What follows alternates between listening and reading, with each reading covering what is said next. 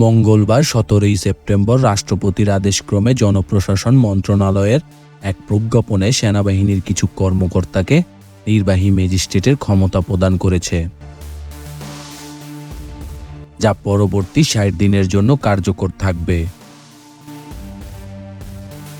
জনপ্রশাসন মন্ত্রণালয়ের সিনিয়র সহকারী সচিব জ্যোতিপ্রুর স্বাক্ষরিত এই প্রজ্ঞাপনে উল্লেখ করা হয়েছে যে সেনাবাহিনীর এই কর্মকর্তারা ফৌজদারি কার্যবিধির বিভিন্ন ধারা যেমন 64, 65, 83, 84, 86, 100, 105 ইত্যাদি ধারার অধীনে বিভিন্ন অপরাধ বিবেচনায় নিয়ে কার্যক্রম পরিচালনা করতে পারবেন।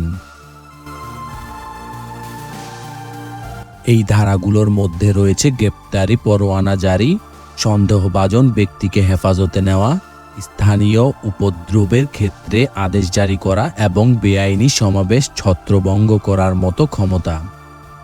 বিশেষত ধারা 100 অনুযায়ী ভুলভাবে বন্দী ব্যক্তিদের মুক্তির জন্য অনুসন্ধান ওয়ারেন্ট জারি করা যাবে এবং ধারা 105 অনুযায়ী যে কোনো স্থানে অনুসন্ধান পরিচালনার জন্য সরাসরি তল্লাশি করা যাবে।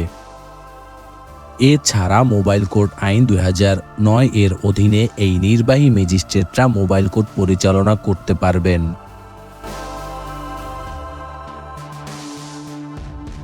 অভিযুক্ত ব্যক্তির স্বীকারোক্তির ভিত্তিতে তারা আইনি ব্যবস্থা নিতে পারবেন এবং প্রয়োজনে সর্বোচ্চ 2 বছরের কারাদণ্ড প্রদান করতে পারবেন।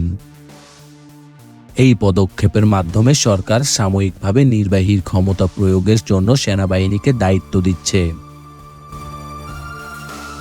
যা দেশের আইন শৃঙ্খলা রক্ষা এবং শান্তি বজায় রাখতে সহায়ক হবে বলে আশা করা হচ্ছে।